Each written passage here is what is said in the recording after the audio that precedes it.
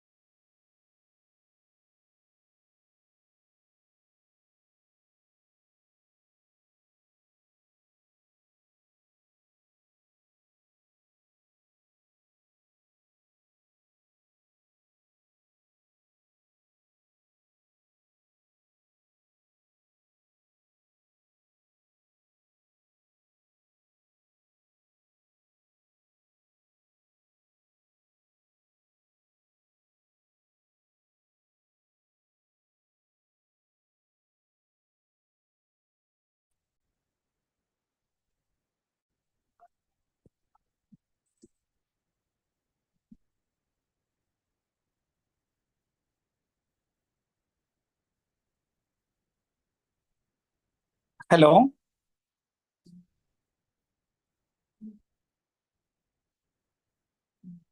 Mute பண்ணுவாங்க.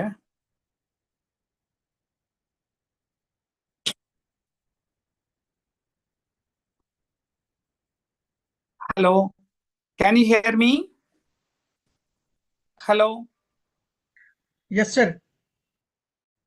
Yeah. Yeah, we are going to start the class at 7 o'clock now. Another 3 minutes we'll wait. Okay, sir. No issue. Yeah. Sir, good evening, sir. Good evening, dear. Good Sir, KK Patel, sir. good evening, dear. Good Good evening, sir. evening. Good evening, sir. Good evening, sir. Good evening, Sendil sir. join பண்ணிட்டீங்களா Sendil? Good evening, Sanjay. Good evening, sir. So it's already 7. We should start the class. Yes, sir. We will start the class, sir. Dr. Sendil, hello. Sendil, hello.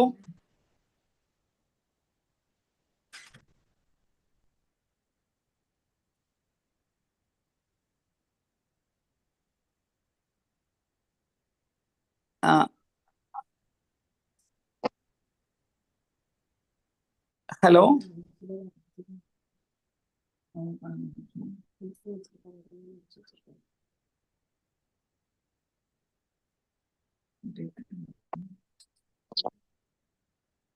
Today, Sendil Kumar has joined us, sir. Not yet. No, sir. Fluid resuscitation. Just now he has called. Yeah.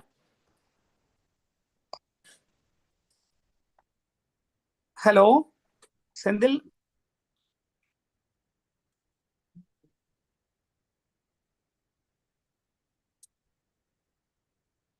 Anand, can you make a call to him? Yeah. Anand, please make a call.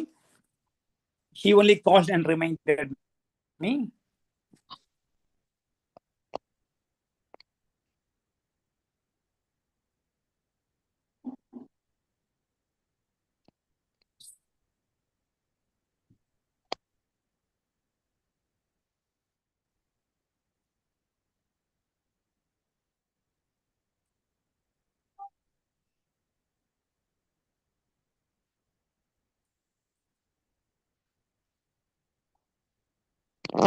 Hello.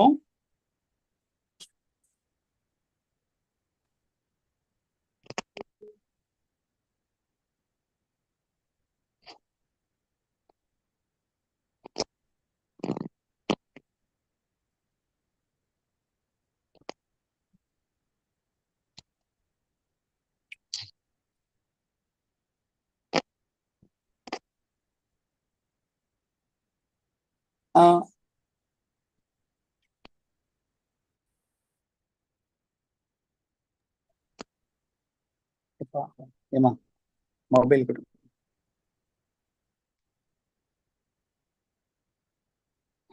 Yeah.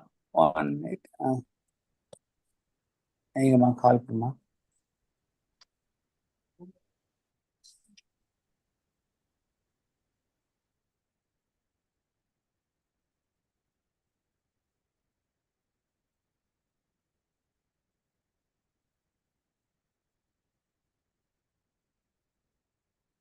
Sir, can you make a call to him?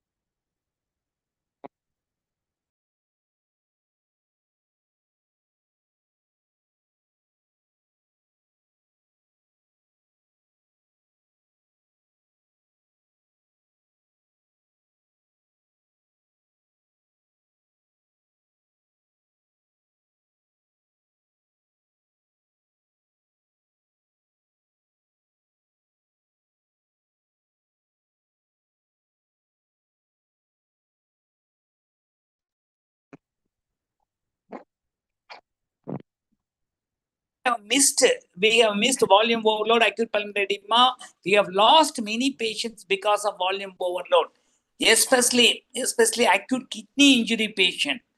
Acute kidney injury with the volume overload, even 1 liter of fluid, you may lose the patient. So what type of fluid you have to start? Especially fluid resuscitation is very, very important in the ICU. And mainly fluid resuscitation has got a lot of importance after the management of dengue fever, especially dengue fever. So patient will be bloated, but still you have to pump the fluid. Now, the important tool in the that is fluid resuscitation nowadays in our hospital in a critical care setting, the ultrasonography plays a vital role because IVC diameter usually it will be 10 to 20 mm. It will be. If it is more than 20 mm, it's a volume overload. Volume overload. Volume overload. If it is less than 10 mm, it is actually hypovolemic. Patient is in hypovolemic shock. As a complete physician in my critical care center, actually even the right atrial pump, that is a right heart RV pressure also will be measured from the tricuspid regurgitation. Maximum, that's a peak velocity, all the things we can get an idea. That's pressure.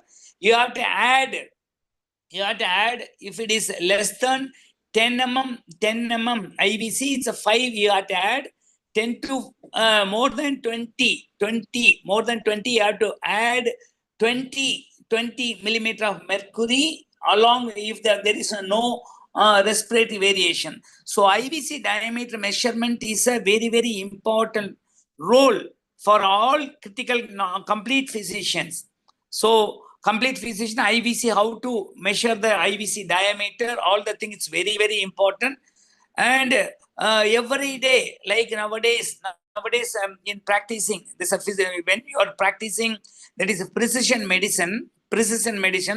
Nowadays, the echocardiography, knowing the echocardiography as well as knowing the emergency ultrasonography, IVC diameter, and central line, when you want to put the central line, all the things you should know these procedures also for the betterment of the patient and to have a precision medicine. In my critical care management, immediately emergency echo, ultrasonography, IVC diameter, it's very, very important for the selection of any antibiotic and fluid resuscitation also. That's very, very important for all complete physician. You should know how to do the IVC, measure the IVC diameter. So fluid resuscitation is very, very important. It's a double-edged weapon. Volume overload results in sudden death. Hypovolemic shock also, sudden death can occur. So how much, and every day the fluid management also, it should be titrated, whether to escalate or de-escalate, and what type of fluid, whether it's a drinker lactate or normal saline or off normal saline or DNS or NS or anything. You have to, depends upon the conditions, various. The previous class we have discussed a lot of things about metabolic acidosis, alkalosis, respiratory acidosis, alkalosis. So what type of, so last class we have learned actually metabolic acidosis, you should not treat the metabolic acidosis, treat the cause. If you treat diabetic ketoacidosis, metabolic acidosis, automatically it will come down. Like that, so fluid resuscitation is a vital role. So over to Dr. Sendil. Sendil is available? Sendil? No, sir. Hello? Sir, good evening. Good evening, Sendil. It's not, you're not audible, Sendil. Sir, Yeah. am I audible, sir, now? Yeah, you can share the slide. Yes, sir.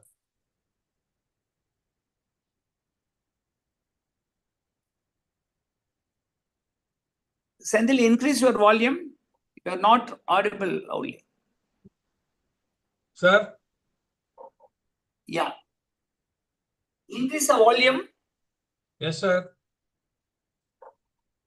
Sir, am I audible, sir, now? Yeah, I'm audible, but voice is less. No, Increase the volume. yes, sir, you are audible now. Yes, sir. You are audible, sir. Okay, sir. Thank you, sir. Thank you. Sorry for the delay. Actually, the link which given to me was having a different session. It is not opening. Sorry for the technical delay. So without any delay, we'll go in detail. Selection of IV fluids. You may wonder why I have chosen this topic. As a primary clinical physicians, we know that we have been trained in medicine and in our medical school to use IV fluids. But half late, there are a lot of medical legal issues and there are cases have been filed against the doctor and the verdict is given against the doctor for wrongly using of IV fluids. So I'm just going to run through few cases. These are real cases which encountered in our hospital. So I'm just showing all the cases. From that, you can understand how this case is being treated and why this topic is important. Okay, this is the first case. Just 64-year-old male coming to the OPD, the complaints of burning maturation, pain in the groin since 2 days. He is a known case of systemic hypertension and coronary artery disease. He is on regular treatment. So the doctor has been examined and the patient was drowsy but arousable, so shifted to our emergency room. In emergency, the patient was having a cold, clammy peripheries. Okay, and the BP was 60/40 millimeter of mercury in a supine position. The heart rate is 116 per minute, which was regular, and the respiratory rate is 26 per minute. And the temperature couldn't able to record. It is in a hypothermic state, and the saturation is 98% with 6 liters of oxygen and 82% in the room air.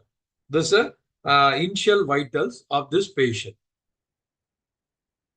So clinical examination, CVS, RS were okay, but the abdominal examination revealed some kind of mild abdominal distension with a diffuse tenderness.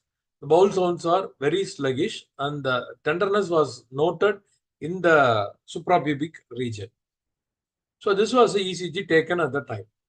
Any idea what is this ECG? Can somebody interpret this ECG? Simply non-specific ST depression. Okay.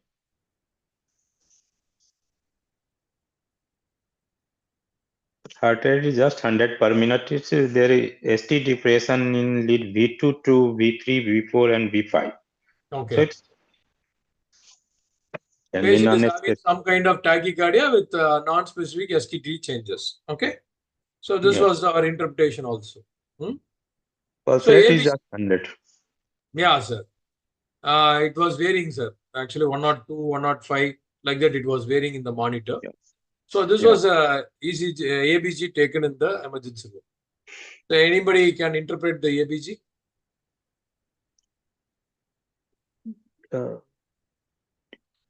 Last class we had a ABG class. What is the pH?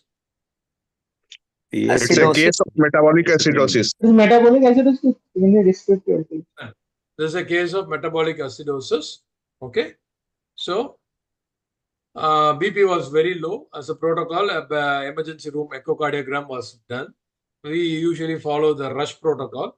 So we saw the wall thickness was normal. There is a decrease in left ventricle contractility and ejection fraction was around 45%. Right ventricle dysfunction was there. There is no MR or thrombus. Can you throw some light on this echo picture with the clinical background? Is there any TR, any evidence of pulmonary embolism, any TR No, noted sir. in this? No, sir. No. No TR. No TR. Only RV dysfunctions are there. Yes, sir. Yes, sir. So RVMI, you have to roll out any RVMI. Okay. Patient didn't have any kind of chest pain or any other thing, sir. Okay. Normal Ejection fraction is also low. It's just 45%. Biventricular failure. It is biventricular failure. Sure. Yeah. So Mild. we should think of myocarditis in this case. Okay, myocarditis. Okay. With the ABG picture, still you think of myocarditis or something else? Yeah. Collaborate. Clinical history is burning Metabolism. maturation and having some kind of pain, It's fever. Urosepsis. Then yeah, Urosepsis. sepsis. Septicemia. you can think of urosepsis. Okay. Yeah. So we thought it could be a urosepsis. So what we need to do now? So you have to treat the cause. There's a source control Yeah. and broad spectrum gram negative antibiotics. Okay. And That fluid and all resuscitation. that and all we'll Inotropic give.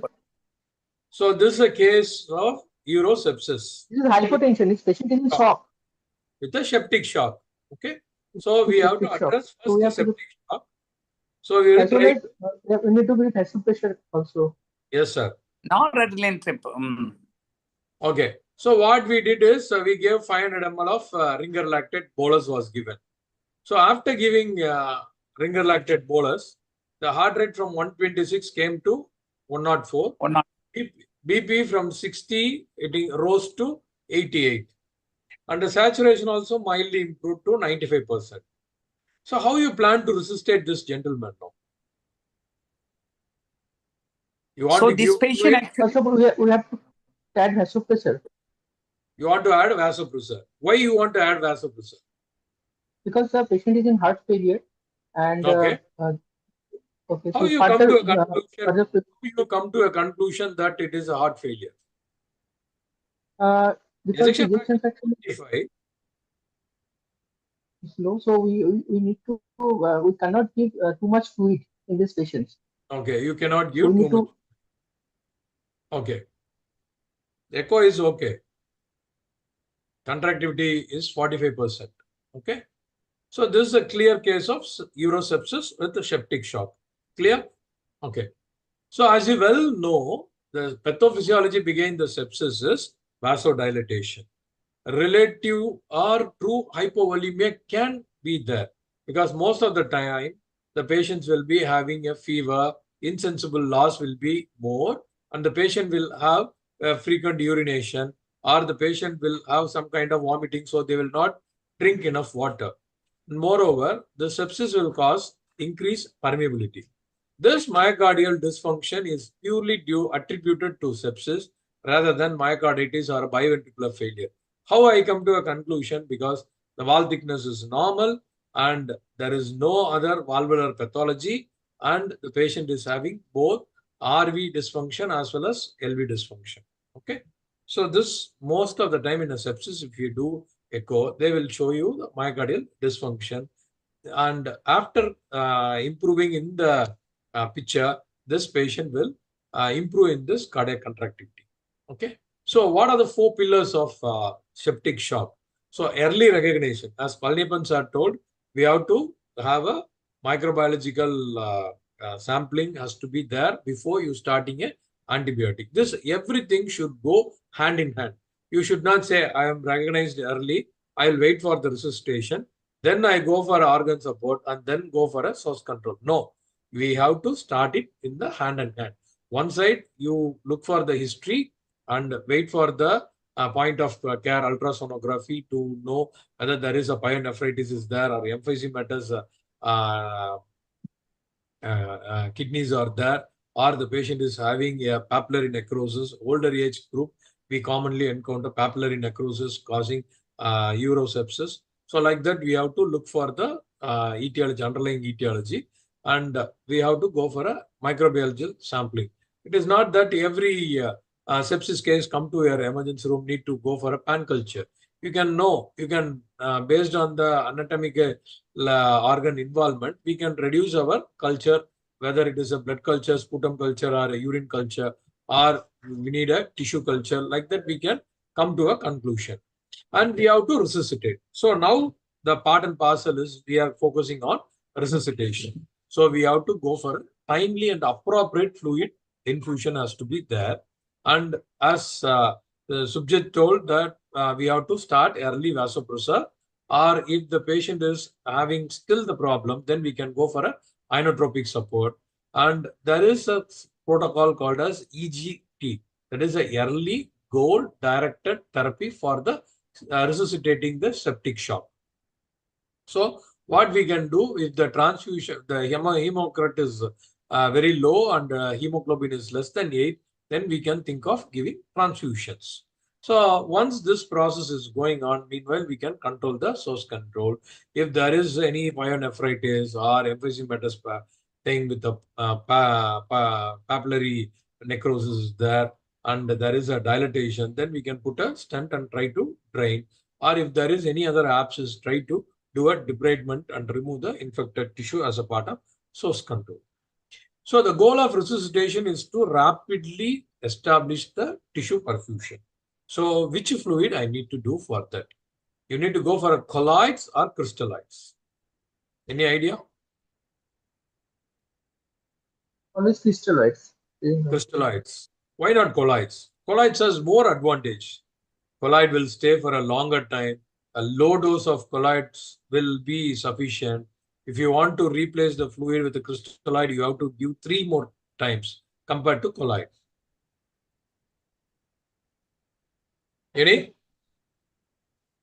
Yeah, The here calculated colloids will dose be superior.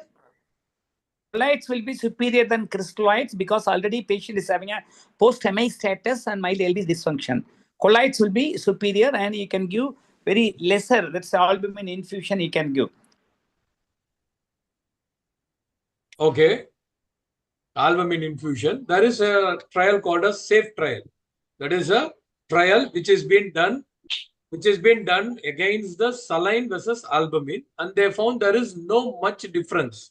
First phase, they found that infusion of albumin gives more role and have a beneficiary effect, but comparative to the cost, saline is better. In the second trial, they found that the crystalloid versus albumin, and they found that this is better.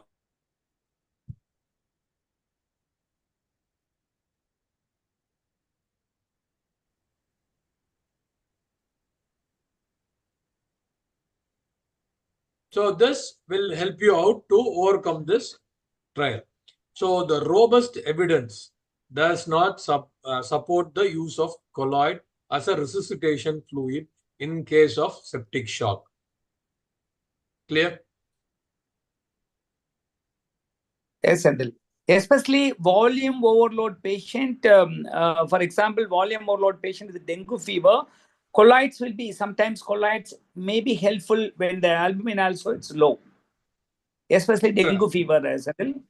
Sir, actually, this largest trial, sir, they compared comparing the gelatin, heterostarch, albumin, and saline, and they found that using the colloid may increase the requirement of fluid can be decreased, but at the same time, the extra vascular volume will be poured inside, so edema can decrease, but at the same time, they are more prone to develop a renal injury. And they have clearly shown that it produces more danger than advantage. So even in the dengue, they are not advising to go for colloid. So now crystalloid is okay. The jury is out. The crystalloid, we are now comfortable in using crystalloid. Now the question comes, which crystalloid I have to use? Whether I have to use saline or balanced. How many of you prefer for a saline? How many of you prefer for balanced solution? Or ringer lactate? Sir? Ringer lactate. Ringer lactate. Okay. Why ringer lactate? Why not saline? Because the associated metabolic acidosis is there. Ringer lactate supplements bicarbonate as well, and the ringer lactate osmolarity is more or less same in ringer lactate and saline. Ringer lactate is first choice. Okay. So you can use ringer lactate, but the disadvantage of using ringer lactate in a patient with sepsis having an acute kidney injury, lot of accumulation of lactate will be there. So once there is a lactate accumulation is there, the liver will take more time to metabolize, and ultimately the patient go for a lactic acidosis. And moreover, it is similar to the plasma. The tonicity and osmolarity are same, but this increase in the lactate and this produces more lactic acidosis. So this is not much advised in resuscitation fluid. So the next thing is normal saline. My chief used to say that it is an abnormal saline because both sodium as well as chloride are same here, 154, 154, but it is not equivalent to our plasma. So by giving more amount of saline, that is 0.9% saline, we are inadvertently increasing the plasma chloride level. So high chloride level are more potential for decreasing in the renal blood flow. So renal hypoperfusion will be there and it increases the acute kidney injury. So it is not advised to give for a normal saline. Okay. So the other important thing is balanced solution. Now it is coming like plasma light, stabilite and all. The only disadvantage is it is very costly. So when we are using more amount of 0.9% saline, increase in the chloride level and ultimately rely on the hyperchloremic metabolic acidosis. So it is not advised. So either we can go for a part and par, that is called as 1 liter of ringer lactate can be given, 500 ml of 0.9% saline, and we can give another 1 liter of balanced solution, so that it will gives like a pot puri. It will be able to manage the patient. That will be the best in this condition. So the resuscitating of saline, again, because of high content of sodium and high content of chloride, it increases the ICP and it produces more volume so that it worsens the hypovolemic hyponatremia. Then it increases the metabolic alkalosis because of high content of chlorine content in the saline. And it can be used in a resource limited condition. We can be used and we can safely use in a patient with hypovolemic hyponatremia, where that it will compensate everything. Otherwise, the saline should not be used anywhere. Clear? These are the 4 indications where we can use the saline. Balanced fluid, again, there is no high quality, robust evidence to say that it is better, because a lot of balanced fluids are coming and combining with various other small modification in their composition, and they are coming, and there is no end-to-end trial is there. So it is not having a clear-cut evidence to suggest this is better than this. Again, the choosing a right balanced fluid is largely based on the physiological data. And if the patient is able to afford, yes, we can use this. Clear? So how much Can fluid? you use the off-normal saline, Senthil? Yes, sir. Yes, sir. We can use half normal saline, sir. In certain conditions, we can use half normal saline. But again, in a half normal saline, it is a tonicity is low, so that it produces the edema. So not in a regular condition, this half normal saline should be used. So balanced fluid means 1 liter of oral followed by that's half liter of 0.9% normal saline, like that. No, sir. Senthil? No, sir. No, sir. No, sir. A balanced fluid is it's coming with all the electrolyte which is matching, and the tonicity and osmolarity is matching with our plasma. It is called like a plasma like stabilite, or because this comes in a company. I'm not supporting any company, but again, this is very expensive, sir. One bottle has been sold at the rate of 350 to 400 rupees with the various companies. So it is always advisable to use in a resource limited area. What we can use 1 liter of ringer lactate and 500 ml of normal saline, and we can add some kind of potassium chloride in that if the patient needs. I will come in the subsequent slides. Okay. Okay. What is the dose of fluids? So how much I need to give? So when you are resuscitating, okay, many times we come across the word, I have given a bolus. I have given a bolus. What is meant by bolus? Okay. So 30 ml per kg of crystalloid in first 3 hours of resuscitation of septic shock is indicated as per the early goal directed therapy. So this early goal directed therapy addresses you to use a judicious use of this IV fluids, okay, preferably a balanced solution. A minimal fluid bolus to be given is 4 ml per kg body weight, okay. So first we are giving 30 ml and then you are seeing. Suppose if the patient is having some kind of comorbids like known case of CAD or known case of acute LVF, or the patient is having a liver failure and having an ascites, then we can give a minimum bolus dose of 4 ml per kg, and we have to look for the fluid responsive parameters. What are the fluid responsive parameter? Again, except poisoning, all other conditions, we can see there is a decrease in the heart rate, increase in the blood pressure, and even you can see if you are having a facility of continuous monitoring of lactate, the lactate level will reduce and the urine output increases. So in a resource limited area where I cannot do a continuous ABG monitoring or multipara cardiac monitoring is not available, then what we can do is we can use a 3 micro windows. One is skin. So the temperature of the skin increases from the cold, clammy, cyanosed skin will become a little pale and then it will become pink and warm. So that gives another indicator. Your sensorium increases. So from the drowsy, the patient will become obeying to follow a simple commands, and then the patient will become well oriented. And then urine output. Urine output is a poor man's pulmonary wedge capillary pressure, where we can exactly able to know when the renal perfusion is good and a patient is able to make at least 3 to 4 ml per kg urine per hour, then it means that the adequate perfusion is going on. So initial phase, we can watch 0.5 to 1 ml is sufficient. Don't expect more amount of urine to come.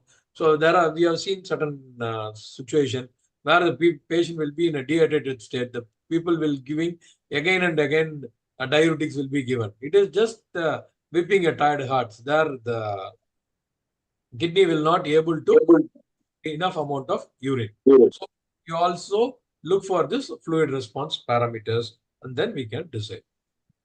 What really happens? What is wrong in giving a high amount of fluid if you're giving? Because when we are using a restrictive fluid, what really happens is the patient will go for a tachycardia. So once the tachycardia is increasing, even in an older patient, this tachycardia will cause you increasing the myocardial oxygen demand. So further, the ischemia will be worsened. So we have to avoid tachycardia. Hypotension, again, the renal perfusion will low, the cerebral perfusion will again getting low, or even the liver will get ischemic hepatitis.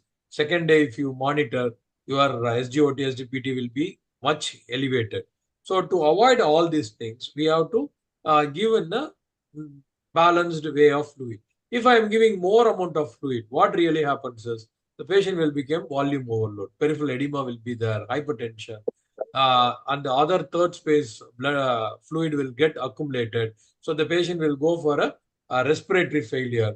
If the patient is underwent a surgery, there will be a dehiscence of the wound, and anastomosis site will get leak because of the edema.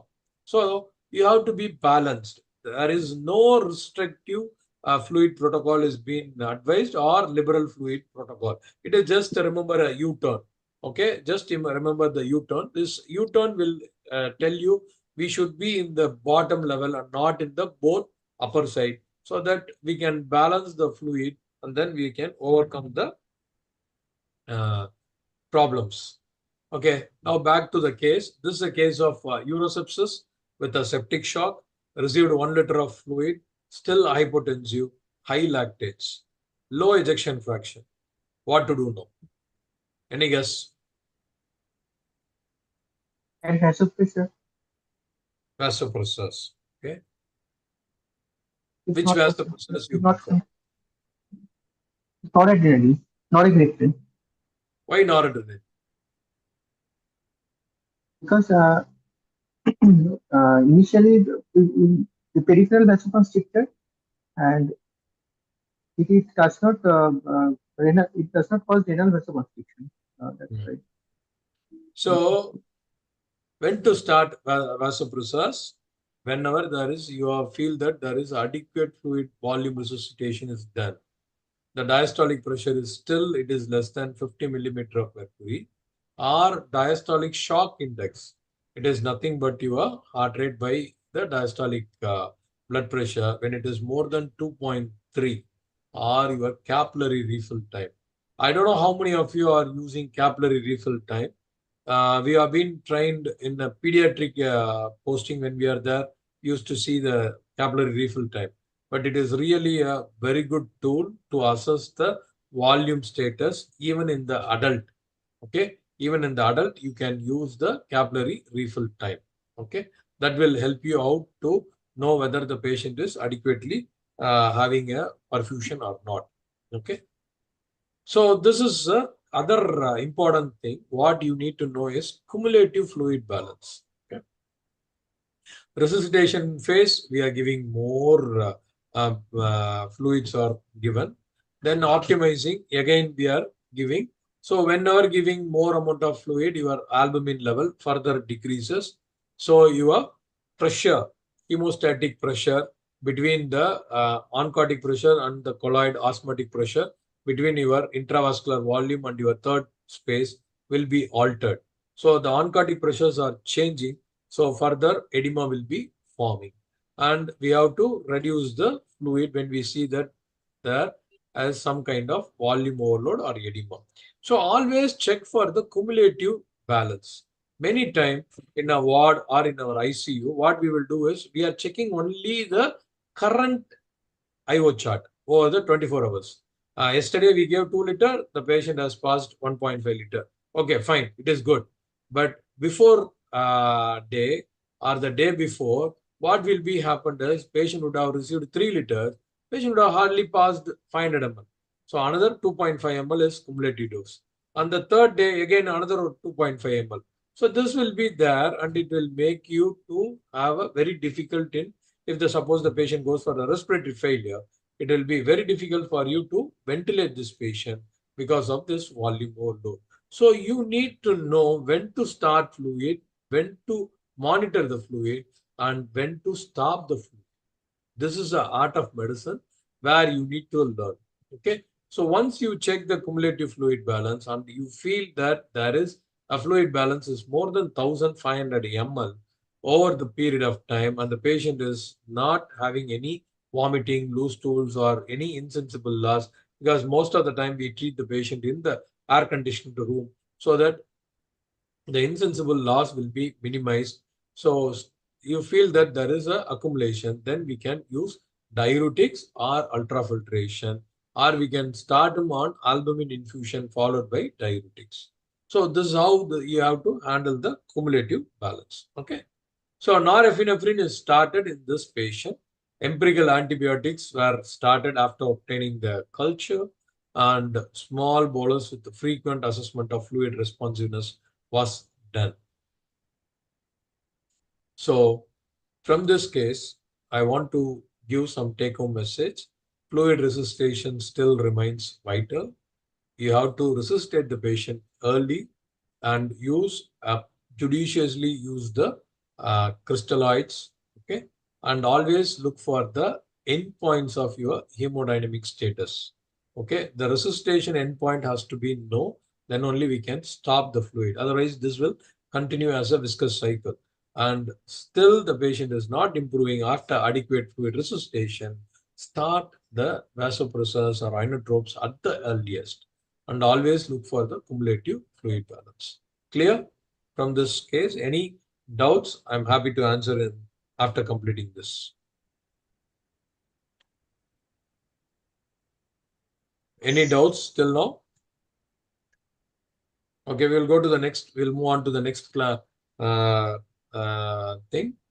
So this is a 72-year-old male. Okay, so this patient having is a smoker. He smokes 20 packs per year. Sudden onset of chest pain, excessive sweating, nausea, and having dyspnea, difficulty in breath. Is a known case of type 2 diabetes mellitus, systemic hypertension on irregular medication. In emergency room, he is very restless, irritable, agitated. He is unable to give any history. His peripheries were cold and clammy, cyanosed extremities. Heart rate is 145 per minute. BP is 80/50. Respiratory rate is 46 per minute. And the peripheries were cold. Respiratory saturation is 72% with 6 liters of oxygen.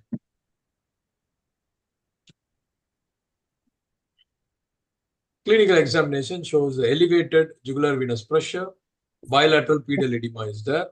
There is a diffuse crackles extending up to the apex of the lung, and there is a gallop rhythm is there.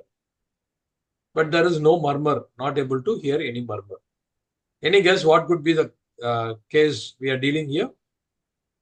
COPD patient, COPD with respiratory failure with associated bronchopneumonia. Acute Actually, cor pulmonale. chest pains. Acute cor pulmonale.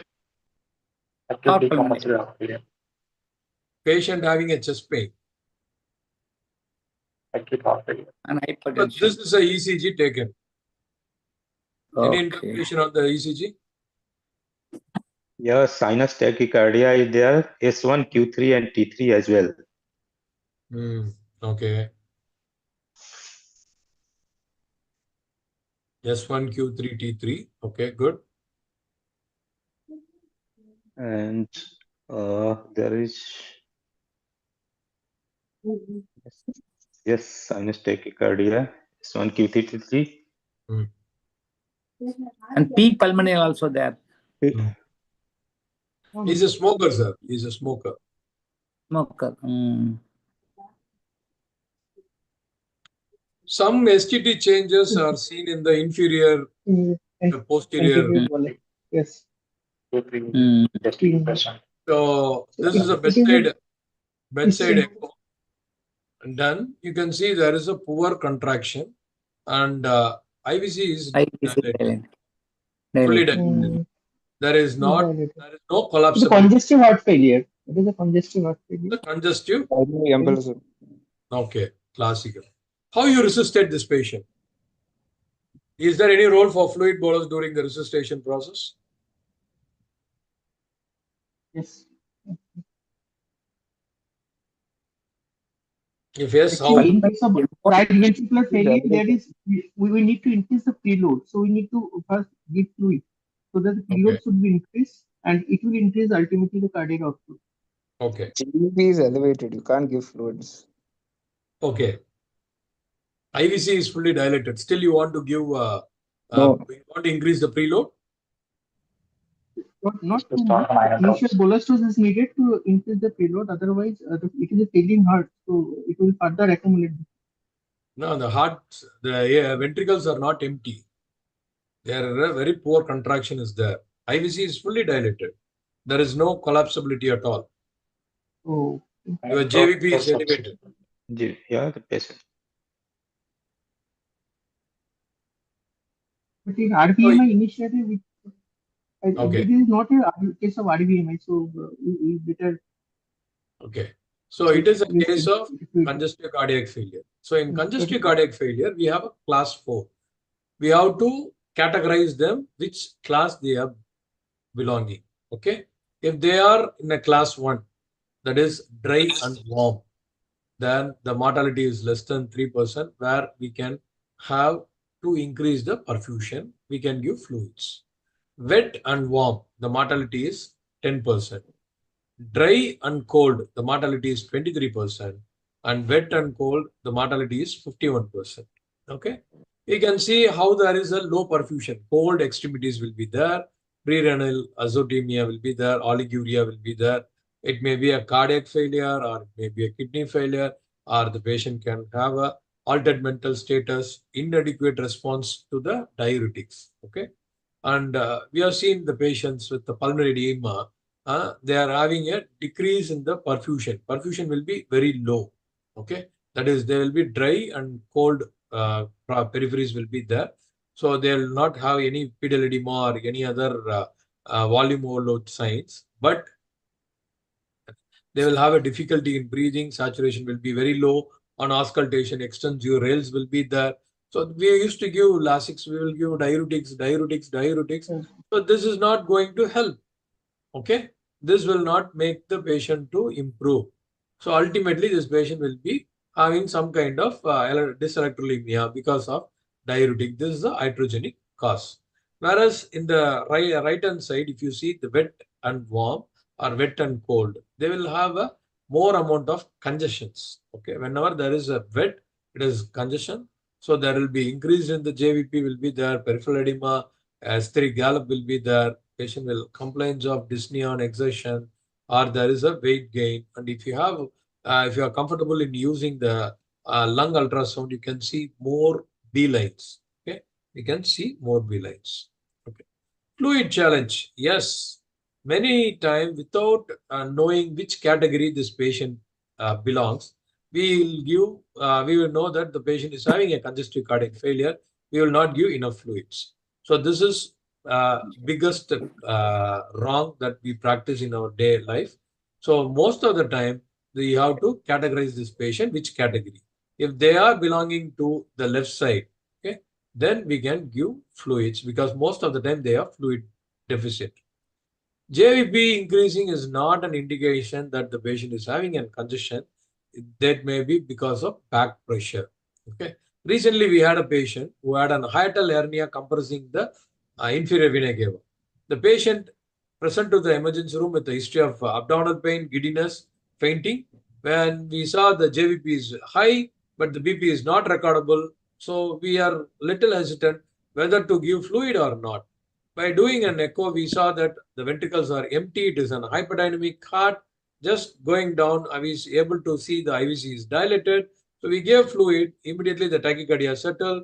BP improves. Then we did a CT. CT revealed posterior compression of hiatus hernia over the inferior vena cava, causing the back pressure, producing an elevated JVP.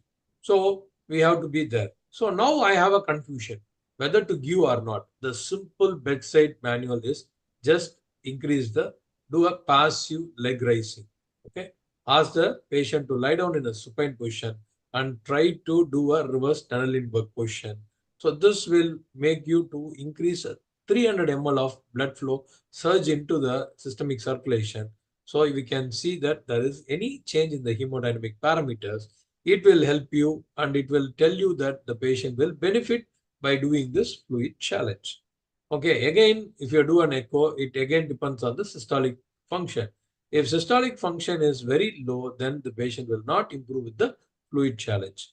So there are a lot of protocols are there. The recent recommended protocol is a false protocol, or we can go for a focus abdominal lung sonography can be there, or a rush protocol. This is a resuscitation protocol we can use, or initially it was started as a blue protocol. Okay, so whichever protocol you are following in your institution, you just follow it and know how to evaluate that. Okay, so back to the case. This is a case of cardiogenic shock of wet and cold. So we stabilized airway breathing circulation, increasing the oxygenation from the normal mask to non-rebreathing mask. A non-epinephrine was started. Aggressive fluid resuscitation was withholded. 2 hours later, the patient's ECG was taken. With their treatment, you can see that the tachycardia is reduced, and more clearly we can see the T-wave inversion and STT changes in infra posterior wall. So we call the cardiologist to do further. So TROP-T was again sent. TROP-T was strongly positive and both quantitative and qualitatively. And the repeat echo along with the Doppler was done, showed papillary muscle rupture with severe MR. Okay, so we immediately talked to the cardiothoracic surgeon. They told that we will do an angio. Angio showed a posterior branch of RCA was 90% blocked. So now the cardiologist has a dilemma whether to stun this patient or whether subject to an open surgery, because already there is a papillary muscle rupture and with a severe MR, the wall replacement and the papillectomy has to be done. So they told that we will directly go for a CABG. So after stabilizing this, immediately we started on afterload reduction with nitroprusside, okay, to reduce the afterload. So this is a echo. You can see classically there is a papillary muscle necrosis. The Doppler shows here MR. Okay, the posteromedial papillary muscle was there, and I just looked all the video just to have a idea. The papillary muscle rupture has been removed, and then the patient is been prosthetic wall has been replaced. Okay, so just by doing an echocardiogram, we are able to identify this. So patient was put on an IABP, the blood pressure increased, and immediate wall replacement was done, and CABG was subsequently done, and he was weaned successfully from the both ventilatory support as well as IABP. So to have a clue whether the patient is having an benefited from the fluid, we can see there is a hyperdynamic heart. Okay, severe pulmonary edema without hypertension, or the patient is having a subacute inferior posterior MI. Absence of the murmur. This is a very, very important thing.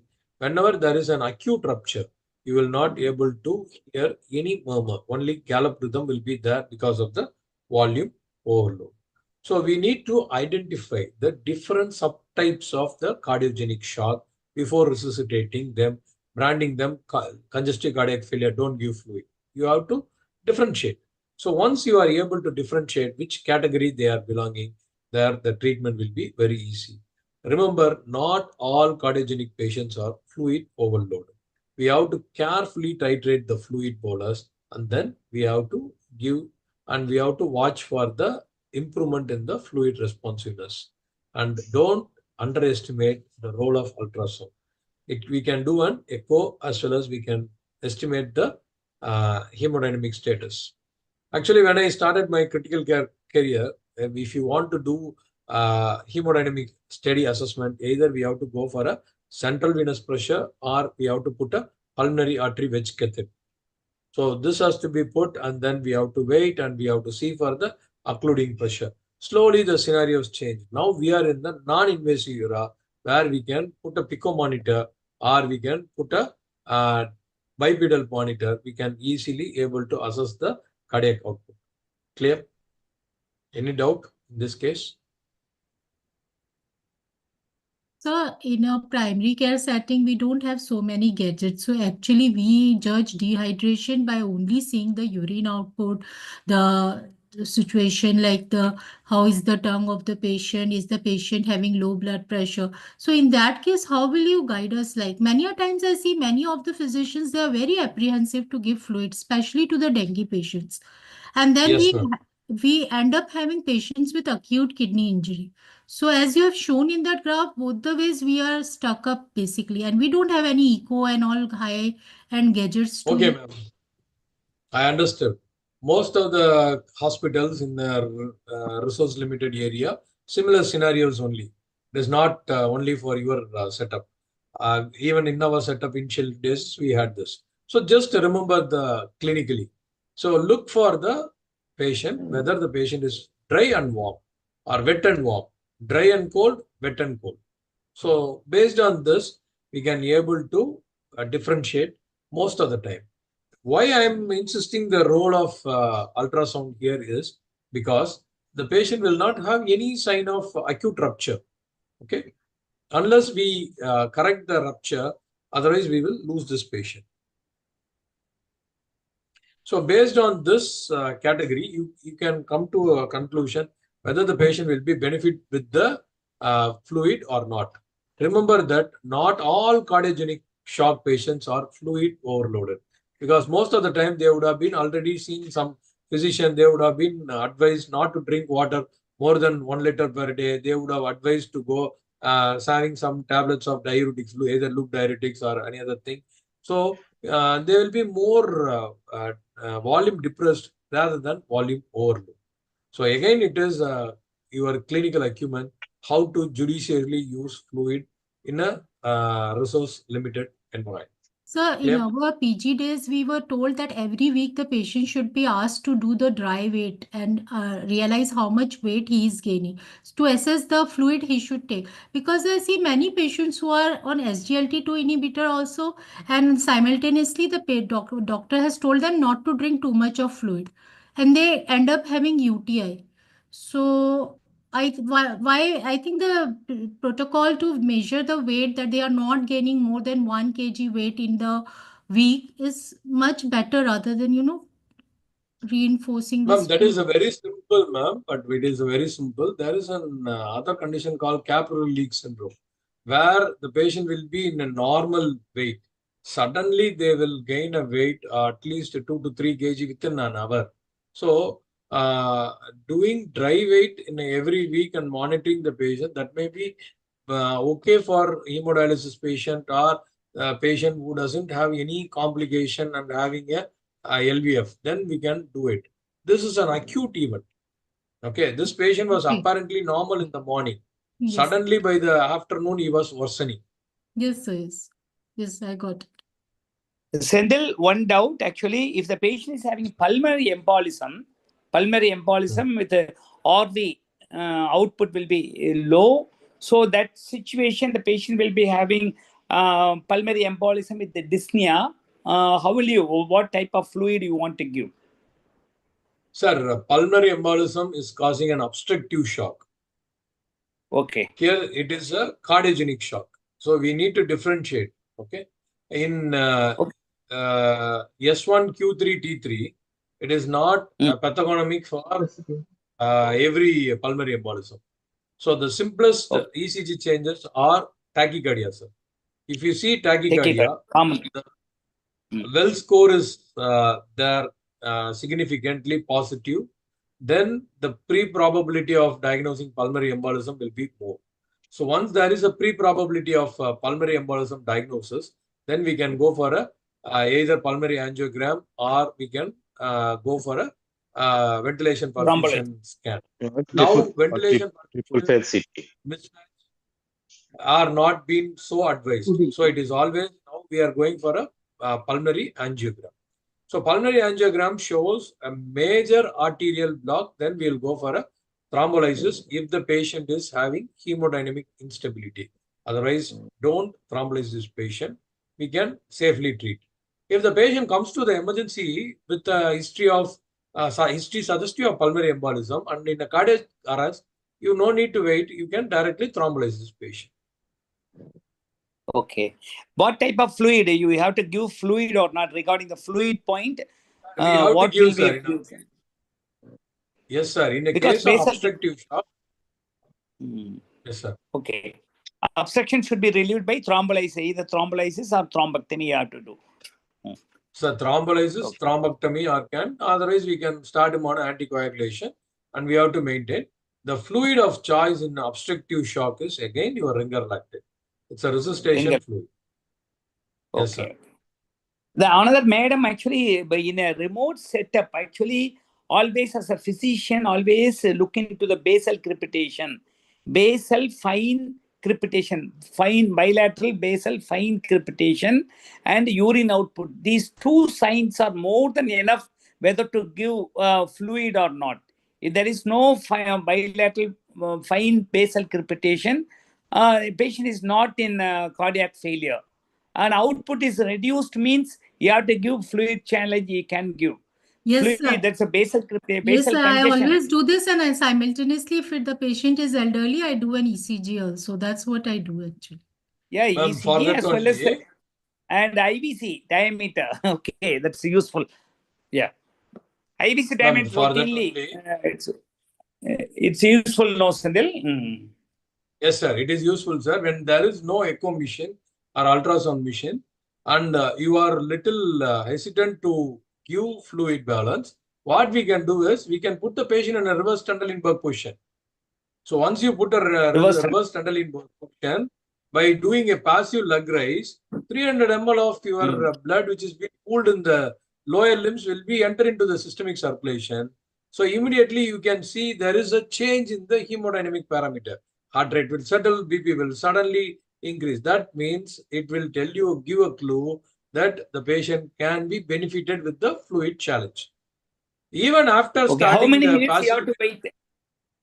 How many minutes he can sir, wait 5 central? minutes, sir. Reverse central. 5 minutes, sir. Pardon? 5 minutes, 5 minutes. 5 5 minutes, 5 minutes. minutes.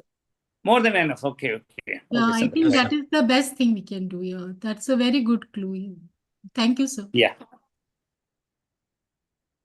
So this is another case. This is a 42-year-old male with a history of hypertension and underwent emergency laparotomy for perforation peritonitis.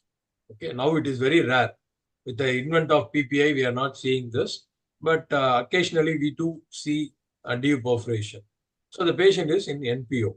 Okay, so a patient came, we resuscitated the patient, sent to theater. Surgeon did a beautiful surgery, and the patient was transferred to the post-operative ward. In the post-operative ward, the surgery trainee, the resident, is giving an IV fluids. As the patient is in NPO, they started in 5% dextrose at 150 ml per hour. Okay. On the day 4, okay, the patient developed shortness of breath, decreased in the urine output, and there is an anasarca. So the call was given to a ICU consultant. So I am entering into this case. So when I examining this investigation, the blood is hemoglobin is 8 grams, urea is 70, creatinine is 1.9, sodium is 153, potassium is 3.1, chloride is 123, bicarbonate is 14, and the sugars is 56. In spite of giving 5% dextrose, the sugar is 56. Anion gap is 9. Any suggestion, any idea what could be this? Acute tubular necrosis. Acute kidney injury, AKI. Okay, AKI. Rhabdomyolysis. AKI or acute on chronic kidney disease, because hemoglobin is low. Yeah. Still, you want to know go as AKI or acute on chronic? I would like to know the hypertension status of the patient. Patient is BP is 150/100, sir. Then I would level it acute on chronic kidney disease. You will label it acute on chronic. Okay. Now just So it is I'm AKI. changing my. Acute on chronic. It seems to Is be either chronic AKI or acute. because I think urea creatinine ratio is more than 40, less than 40, no? Okay. Low hemoglobin may Now, lead to other causes also. As the patient has hypertension, low hemoglobin, and now he is developing kidney features of kidney injury. So can be acute on chronic. This is metabolic acidosis Now- is also there. But acidosis Probably also. acidosis. Okay. Sir, these are real cases. Okay. Now I am putting in a but different way. potassium is low in his CKD. The potassium should have been high, no? Okay. Good. Now I am putting in a different way. Because of giving 150 ml of fluid for continuously, okay, there is a dilutional anemia. Because of giving this DNS, okay, sodium chloride is there, that caused rise in the blood pressure. Because of high amount of chloride, the renal perfusion is decreased, so the patient is going for acute kidney injury. Does it fit the puzzle? It completely fits, and I think the glucose has been metabolized, and there's a. Due to the DNS, the potassium That's why may be we low. were not able to hydrate also the patient, and urea is still high. No, urea is still high. Okay.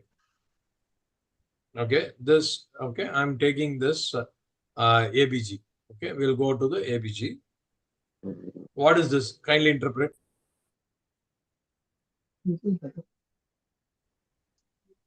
Metabolic acidosis. Metabolic acidosis. Okay, metabolic acidosis. Then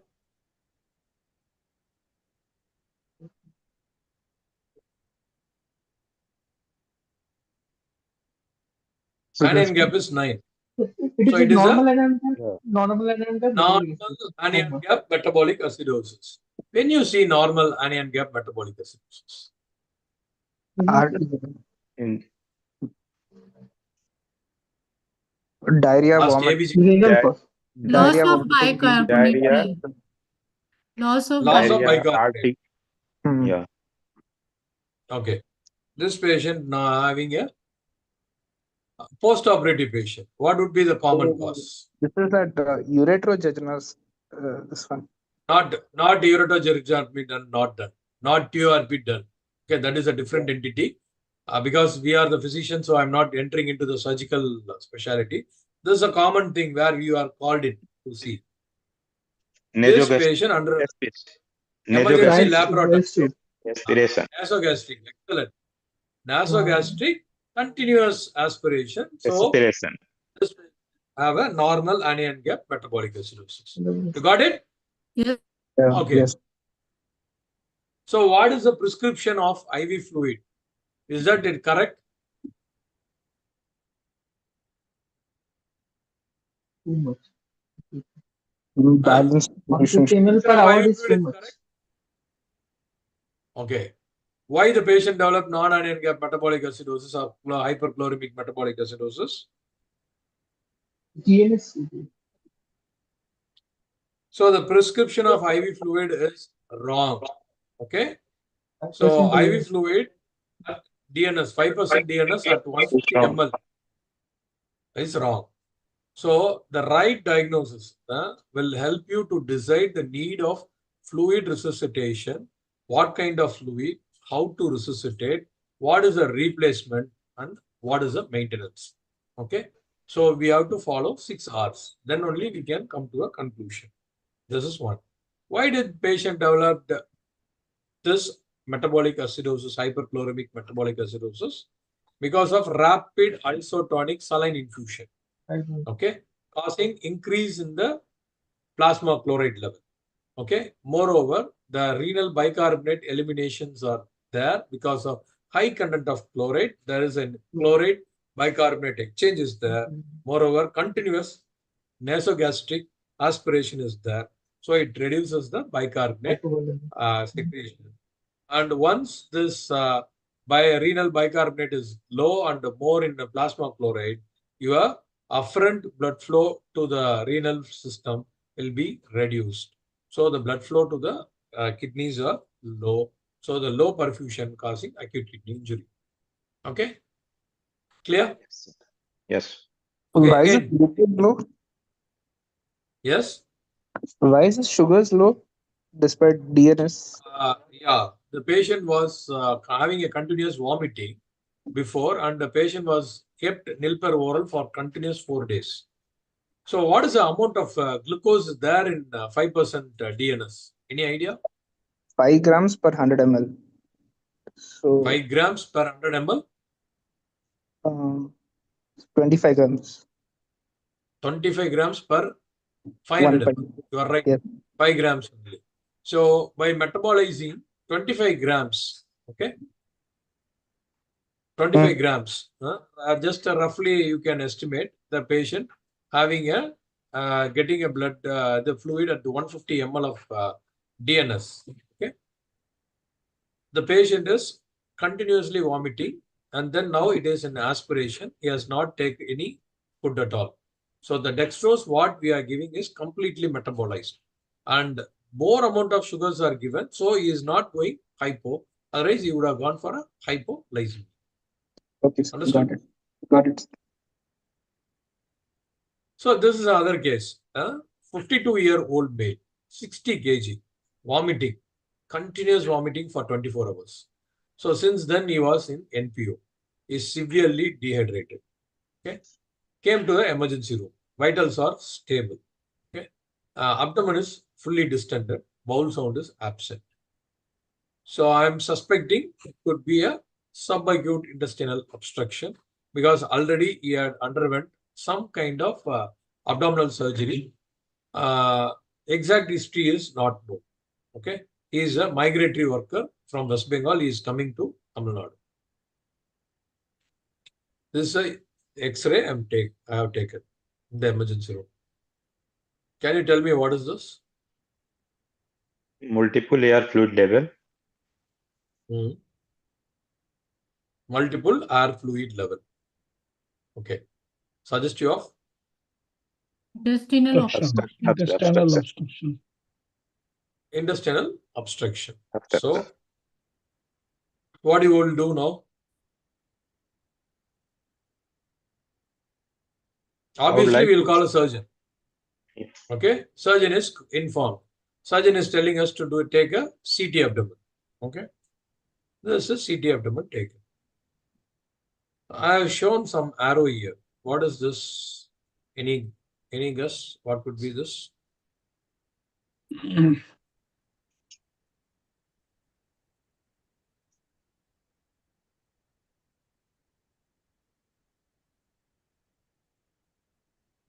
It is called as a beak sign. Okay. Beak sign. When you see a beak sign in an abdominal CT, it shows that the patient is having an jejunal obstruction. Small bowel obstructions is there. Then you will see a beak sign. Clear? So immediately he is planned for an emergency laparoscopy. So he is telling that, doctor, get quick. You do optimization. I will come with my anesthetist. We will do a laparoscopy. Okay. So how should I plan fluid for this patient in a perioperative period?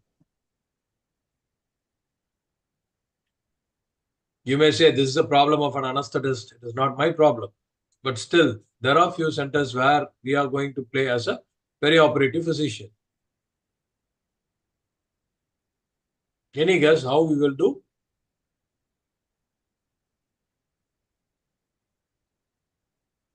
We can Perioperative infuse, fluid management. we can infuse IV fluids because the obstruction is in the intestine. So the vascular, there is no vascular obstruction. So what IV fluid you will give? How much what IV fluid you will give? At what dose you will infuse? You are telling your staff nurse, okay? You are telling your staff nurse to give IV fluid for this patient. So the patient staff is asking, sir, what to give? Should I give normal? Sir, we can give 100 ml per hour of DNS and RL alternate to maintain the hydration as well as the nutrition of the patient. He is not diabetic. Why 100 ml, ma'am? I- If he's an add 4 ml per kg, I think we try to infuse. No, ma'am. 4 ml is a minimum bolus fluid. 30 ml is a maximum fluid bolus per kg. If you see my case, is 60 kg. Okay, 60 kg. So practically we do that. So we are very familiar with this formula called as Holiday-Steiger formula. We regularly use for the pediatric resuscitation. Okay. So 0 to 10 kg, it's 100 ml per kg per day. Okay. That is your daily fluid requirement, and hourly will be 4 ml per kg per hour. 11 to 20 kg is 40 plus 2. We have to give for the 40 ml is before, and another is 2 ml. So more than 20 kg, we will add 1 ml per kg body.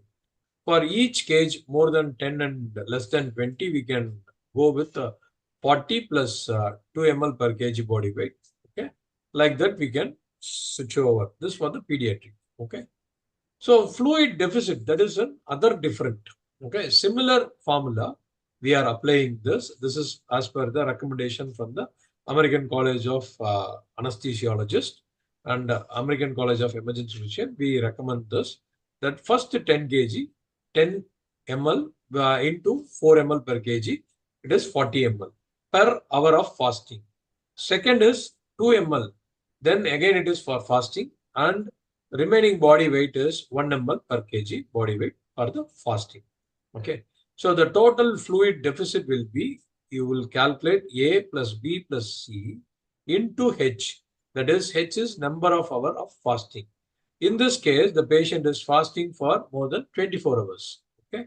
So once the 24 hours is calculated, then we will calculate this fluid deficit in the fasting will be given 50% in the first hour, remaining 50% in next subsequent 25 and 25 in other 2 hours. Am I clear? Can Yes. we repeat, sir? See, if the patient, I'll come to the case also, just you can have an idea. For first 10 kg, we will give 4 ml per kg. For second 10 kg, 2 ml. For more than 20 kg, we will add 1 ml. So just now come to a thing. This is 60 kg male. So for the first 10 kg, we will give 40 ml. Okay. Remaining another 10 kg, we will give 20 ml. This will be becoming 60 ml. So 20 kg is over. Remaining 40 ml is there. Okay. 40 kgs is there. So 1 ml per kg, 40.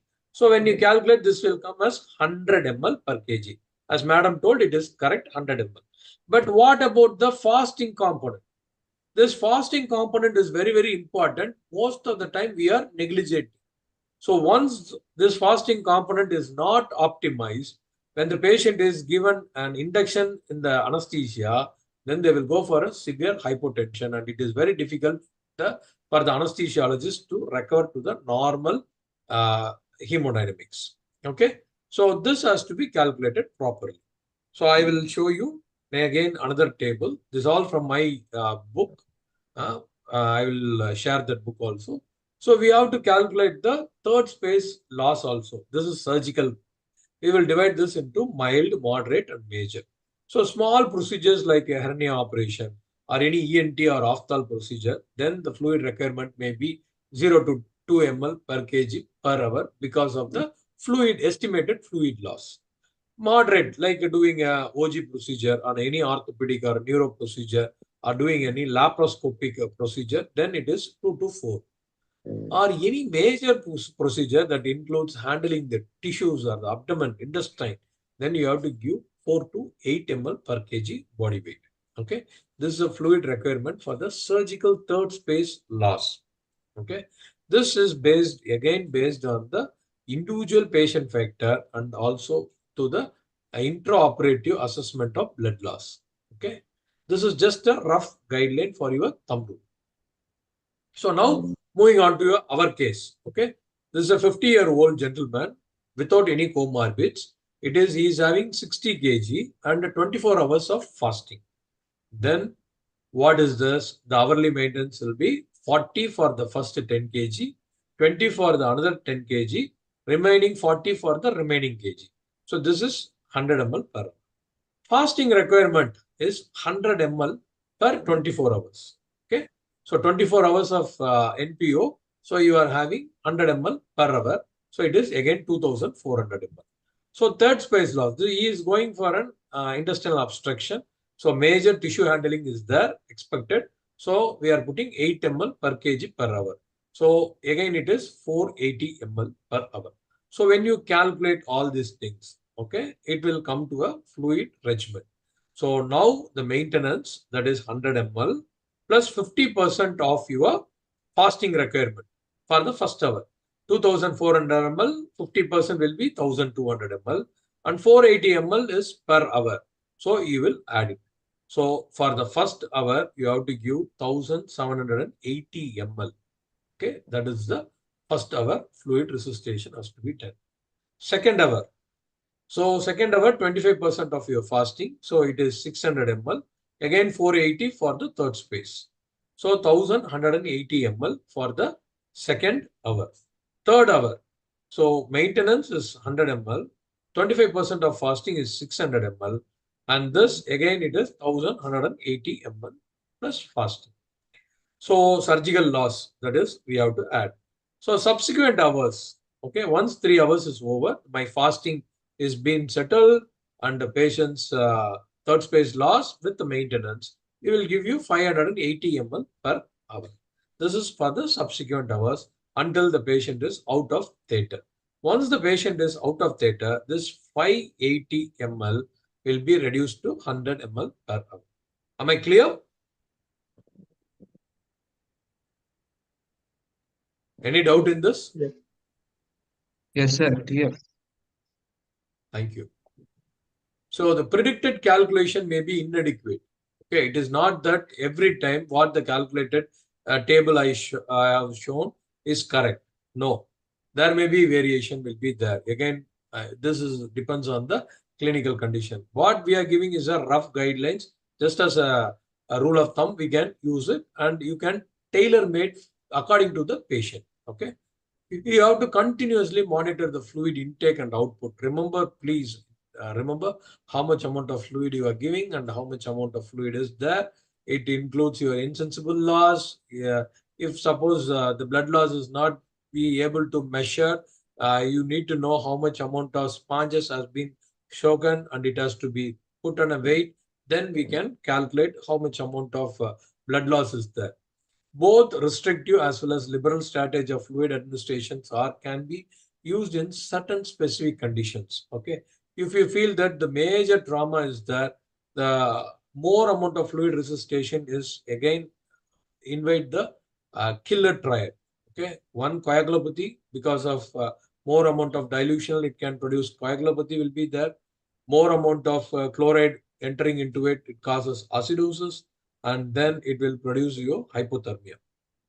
The hypothermia, acidosis, and coagulopathy is a lethal triad. So kindly remember that giving more amount of fluid resuscitation has to be checked in case-to-case basis. Okay, crystalloids are preferred than colloid in case of post-operative or pre-operative patients. This is the last case of day for this.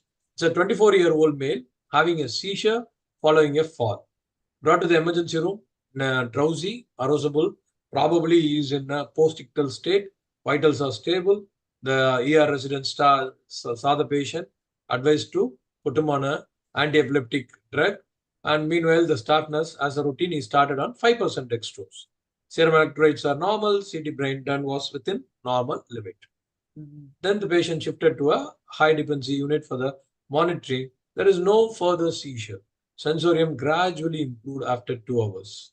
After 8 hours, sensorium suddenly decreased. So the staff gave a call saying that the patient is having an altered sensorium and decreasing in the sensorium. The alertness is decreasing, he is becoming cloud. So immediately the ER resident is telling to take a repeat CT. Repeat CT shows a diffuse cerebral edema, and meanwhile the blood sample sent showing a hyponatremia. Level is only 110. What went wrong here?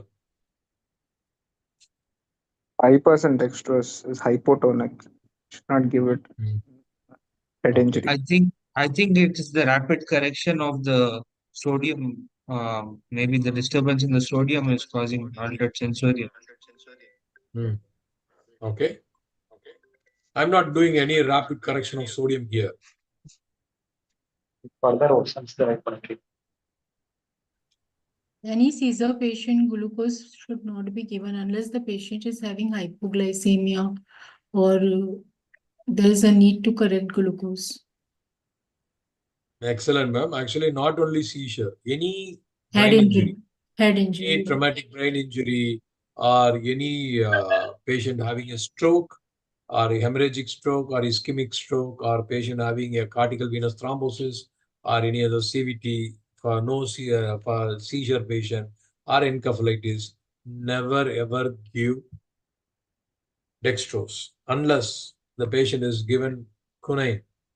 And cerebral malaria, where the quinine has to be given along with the dextrose, where you have to give a dextrose in a higher tonicity. You can give 50 ml of 100% dextrose or 100 ml of 100% dextrose to maintain a hypoglycemia, rather giving the quinine in a 5% DNS. Okay. It is, as rightly pointed out, it is a hypotonic fluid administration is causing the problem. Even a small amount, not this patient received only 500 ml, okay, not more, just 500 ml, okay, over 4 hours. Okay, it increases the blood glucose level. At the same time, it decreases the blood sodium level. Okay, dilutional hyponatremia will be there. So the sodium will decrease, but there will not have any change in the plasma osmolarity. And very importantly, okay, we have seen many patients with encephalitis or cerebral malaria during our training program, where we used to take an LP to do a CSF and see the cerebral fluid lactic will be very much high. Lactate level will be very high. So you should always avoid a dextrose containing fluid. It may be even a DNS or 5% dextrose, half DNS, whatever may be. The dextrose containing fluid should not be used in case of any CNS pathology. Okay. The reason why I'm telling is giving the fluid administration, just even a small volume, there will be change in the tonicity will be there and the electrolytic imbalance will be there. Okay. So this causes a breach in the blood-brain barrier. So it enter into the CSF circulation and change the volume of your CSF flow. So at the same time, high amount of glucose will produce inflammation in the blood-brain barrier. So it abolishes the auto-regulation. The venous impedance will be there. It produces more amount of change in the cerebral blood flow, and the cerebral oxygenation and perfusion pressure will be altered, results in the cerebral edema. So don't ever give dextrose containing fluid. So this is how we have to manage a traumatic brain injury or any CNS pathology. So you have to avoid hypotonic or dextrose containing fluid. Okay, it produces cerebral edema, volume depletion, and it decreases the mean arterial pressure. Isotonic solution, volume expansion will be there. You have to maintain euvolemia. Mannitol, whenever there is an increase in ICP, you can use. But at the same time, the mannitol should not be used more than 5 days. You have to always check the serum osmolarity level. If the serum osmolarity level is more, your mannitol will not work because it is an osmotic diuresis. When there is a difference in the plasma osmolarity, your mannitol will not work. Hypertonic saline, whenever there is a refractory intracranial hypertension, we can use, but it should not be used as a fluid for resuscitation because it increases in the serum sodium level. At the same time, it can cause a rapid correction of sodium, ultimately lead to central pontine myelinosis. Okay, albumin can be given, and it is not routinely advised because it produces more harm rather than benefit to the patient. So isotonic crystalloids should be the first line of fluid. Colloids, glucose-containing hypotonic solution, and albumins are not advised because there is no robust evidence to recommend. Negative fluid balance is not recommended. When I started my career as a neurocritical care intensivist in Liverpool, the first thing they asked me, you are coming from India, you have to overcome few myths. One is all the neuro patients should be in a negative balance. That has to be removed. Another thing is normovolemia is suggested as a clinical practice. Okay, you have to always maintain normovolemia, not hypervolemia or hypovolemia. So with this, I conclude. These are the two my books. It is available. If you want, I can send. One is Drip Dynamics. It is mastering the art and science of IV therapy. This is especially for the paramedics. The Fluid Intelligence, IV fluid management in the clinical practice. This is for the house agents, interns, where they can have a calculation of fluids and what kind of fluids to be taken in various other scenarios. The table which I have put in my slides are taken from this book. Thank you for this opportunity and the patient listening. Any questions, I'm happy to answer. Thank you very much, Senthil, for a wonderful lecture. Actually, usually 1 hour lecture, it went on 1.5 hours without any boring. Lot of practical tips. All the short certificate course physicians learned a lot. Any questions from the delegates? You can ask any questions. Dr. Senthil is eager to answer all the questions. There are a few questions are in chat box. Permissive hypotension in trauma resuscitation. Yes, it is a new thing we are adopting. We are going for permissive hypotension. We are taking care of all the vitals organ has to be perfused. Okay, you can maintain a permissive hypotension. It is a very good process. Unless you are trying, don't try this, because if you have the patient having a similar coinciding having an head injury as well as a long bone fracture, you have to be very cautious in using this permissive hypotension. If the patient is giddy due to hypoglycemia and sustained RTA and seizure, which fluid to be used? You use 50% dextrose, sir, hypertonic solution. Okay, it will correct both the tonicity as well as your sugar level. Pseudo-hyponatremia, yes, you have to check when the sugar level is very high, you have to minus and then you can correct it with the blood sugar level. If the blood sugar level is more than 200, for every rise of 100, you have to add 1.3 into the normal sodium level. That will give you which is the correct value. Again, it is again based on your albumin level. Please share the PPT. Yes, it will be given, sir. The same thing will be written as a book and it will be submitted to the people.